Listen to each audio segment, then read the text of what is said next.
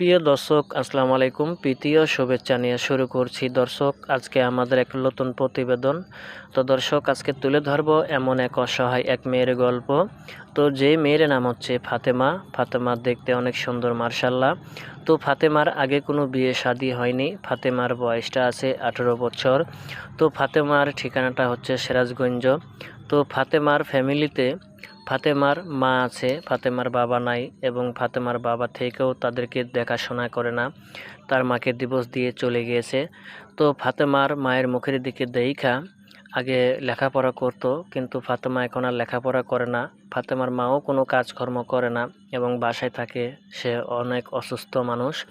তো ফাতেমার মায়ের মুখের দিকে দেইখা ফাতেমা এখন পাশের এক গ্রামে থাইকা এক বাসা বাড়ি সেলাই মেশিনের কাজ করে। তো ফাতেমা যতক্ষণে আনে ততক্ষণে তার অসুস্থ মাকে নিয়ে খায়। তো ফাতেমারকে দেখাবার মতন কোনো মানুষজন নাই। তো ফাতেমাও জীবনে কারোর সঙ্গে কোনো দিন প্রেম ভালোবাসা করে নাই। তো ফাতেমা এখন অনেক কষ্টে একটি গরিব ঘরের মেয়ে। তো ফাতেমার সাথে যদি আপনারা যোগাযোগ করতে চান, তো আমাদের স্ক্রিনের উপরে নাম্বারটা থাকবে, তো আপনারা যোগাযোগ করতে পারবেন। তো দর্শক, প্রেম ভালোবাসা আপনাদের ব্যাপার। তো আসেন আমরা দেশের সেবা করি, 5 ওয়াক্ত নামাজ পড়ি। আসসালামু আলাইকুম।